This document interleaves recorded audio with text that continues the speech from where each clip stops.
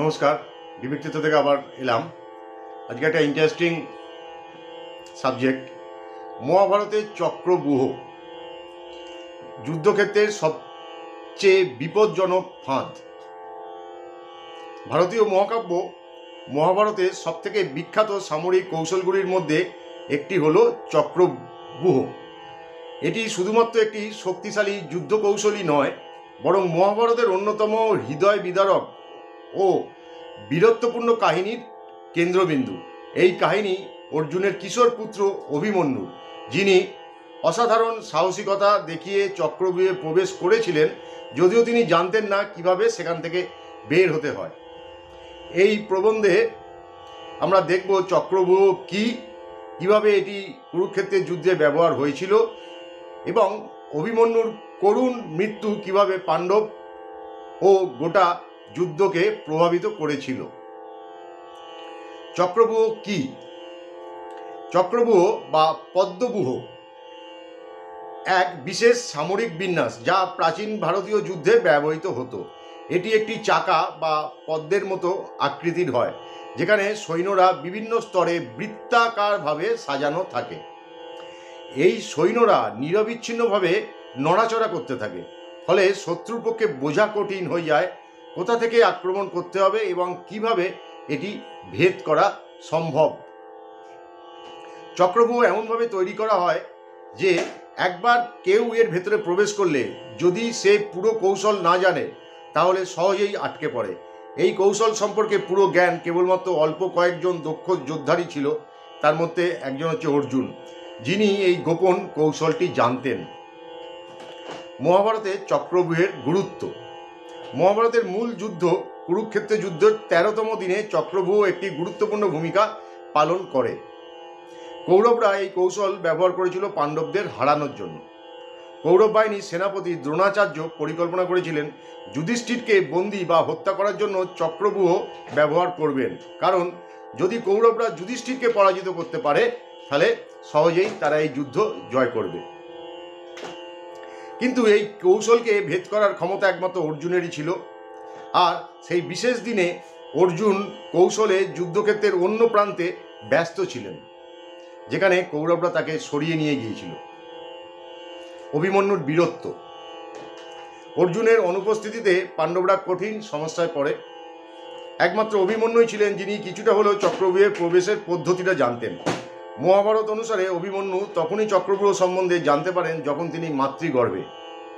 তার মা সুভদ্রা তখন অর্জুনের মুখে চক্রব্যূহ ভেদ করার কৌশল শুনছিলেন। অর্জুন যখন প্রবেশের কৌশল ব্যাখ্যা করছিলেন, অভিমন্যু তখন তা শুনতে পান, কিন্তু অর্জুন বের হওয়ার কৌশল যখন বলেছিলেন, তখন সুভদ্রা ঘুমিয়ে পড়ে। ফলে অভিমন্যু কেবলমাত্র প্রবেশের কৌশলটাই জানতেন, কিন্তু বের হওয়ার কৌশলটা তিনি জানতেন না। যদিও অভিমন্যু জানতেন যে তার জ্ঞান অসম্পূর্ণ, তবুও তিনি সাহস করে পাণ্ডবদের পক্ষ থেকে চক্রব্যূহে প্রবেশ করার সিদ্ধান্ত নেন। তার কাকারা মানে ভীষ্ম, যুধিষ্ঠির, নকুল, সহদেব, ভীম, যুধিষ্ঠির, নকুল, সহদেব তাকে বাধা দেওয়ার চেষ্টাও করেন, কিন্তু তার কোনো বিকল্প ছিল না। অভিমন্যুর আত্মত্যাগের মানসিকতা ও বীরত্ব তাকে চক্রব্যূহে প্রবেশের পথে এগিয়ে দেয়। চক্রব্যূহের ভেতরে যুদ্ধ। অভিমন্যু দক্ষতার সাথে চক্রব্যূহ ভেদ করে প্রবেশ করেন এবং প্রবেশ করার পরই কৌরব বাহিনীর বিরুদ্ধে তীব্র যুদ্ধ শুরু হয়। তিনি অত্যন্ত শক্তিশালী যোদ্ধা ছিলেন এবং বহু কৌরব সেনাকে পরাজিত করেন, এমনকি দুর্যোধনের পুত্র লক্ষণকেও হত্যা করেন। তবে যত গভীরে অভিমন্যু প্রবেশ করেন, তত বেশি শক্তিশালী শত্রুর মুখোমুখি হন। কৌরবরা বুঝতে পারে যে অভিমন্যু অত্যন্ত বিপজ্জনক এবং তাকে হারানো সহজ হবে না। তাই তারা যুদ্ধনীতির নিয়ম লঙ্ঘন করে তাকে প্রতারণার মাধ্যমে হত্যার পরিকল্পনা করে। প্রাচীন ভারতীয় যুদ্ধনীতিতে ছিল যে একসঙ্গে বহু যোদ্ধা মিলিত হয়ে একজনকে আক্রমণ করতে পারবে না, কিন্তু কৌরবরা সেই নিয়ম ভঙ্গ করে এবং কর্ণ, দ্রোণ, দুঃশাসন, কৃপাচার্য ও অশ্বত্থামার মতো 6 জন মহাযোদ্ধা একসাথে অভিমন্যুর উপর ঝাঁপিয়ে পড়ে। অভিমন্যুর করুণ মৃত্যু।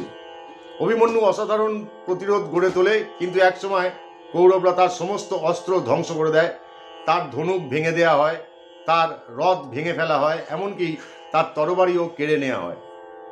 তবু তিনি হাল ছাড়েননি, চক্রের চাকা তুলে তিনি লড়াই করতে থাকেন। শেষ পর্যন্ত কৌরবরা তাকে নির্মমভাবে হত্যা করেন। এটা ছিল এক নিষ্ঠুর ও অনৈতিক হত্যা, যা যুদ্ধনীতির সম্পূর্ণ পরিপন্থী ছিল। অর্জুনের প্রতিশোধ। অভিমন্যুর মৃত্যু পাণ্ডবদের জন্য এক গভীর শোক ও ক্রোধের কারণ হয়ে দাঁড়িয়েছিল। বিশেষত অর্জুনের জন্য ছিল এটি সব থেকে হৃদয় বিদারক, কারণ তার প্রিয় পুত্রকে প্রতারণার মাধ্যমে হত্যা করা হয়েছিল। অর্জুন প্রতিজ্ঞা করেন অভিমন্যু হত্যার জন্য দায়ী সিন্ধুরাজ জয়দ্রথকে পরের দিন সূর্যাস্তের আগেই হত্যা করবেন। যদি তা করতে না পারেন তবে তিনি আত্মহত্যা করবেন। এরপর 14তম দিনে অর্জুন অসাধারণ শক্তি ও কৌশল নিয়ে যুদ্ধ করেন এবং সূর্যাস্তের পূর্বেই জয়দ্রথকে হত্যা করেন। অভিমন্যুর মৃত্যুর প্রতিশোধ গ্রহণ করেন। চক্রব্যূহের প্রতীকী তাৎপর্য। চক্রব্যূহ শুধুমাত্র একটি সামরিক কৌশল নয়, এটি জীবনের জটিলতার প্রতীক। অভিমন্যুর গল্প আমাদের শেখায় যে অনেক সময় অসম্পূর্ণ জ্ঞান ও পরিস্থিতির কঠোর বাস্তবতা আমাদের দুর্বল করে দিতে পারে। কৌরবদের অন্যায় পদ্ধতি ও নীতিভঙ্গ অভিমন্যুর মৃত্যুতে প্রকাশিত হয়, যা শেষ পর্যন্ত তাদের নিজের ধ্বংসের কারণও হয়ে দাঁড়ায়। এরপরে হচ্ছে আমাদের ভাবনা। অভিমন্যু ও চক্রব্যূহের গল্প মহাভারতের অন্যতম করুণ ও বীরত্বপূর্ণ অধ্যায়। এক তরুণ যোদ্ধার অসাধারণ সাহস ও আত্মত্যাগের এই কাহিনী আজও মানুষকে অনুপ্রাণিত করে। অভিমন্যুর মৃত্যুর পর একটি যুদ্ধের অভিমন্যুর মৃত্যু শুধু একটি যুদ্ধের ঘটনা নয়, বরং এটি ন্যায় ও অন্যায়ের সংঘর্ষের প্রতীক। তার গল্প এক চিরন্তন শিক্ষা দেয়। জীবনে অনেক সময় প্রতারণা ও অবিচারের শিকার হতে হয়, কিন্তু সত্যিকারের বীরেরা সর্বদা সাহসিকতা ও আত্মত্যাগের মাধ্যমে ইতিহাসে অমর হয়ে থাকেন। জয় হিন্দ, জয় ভারত।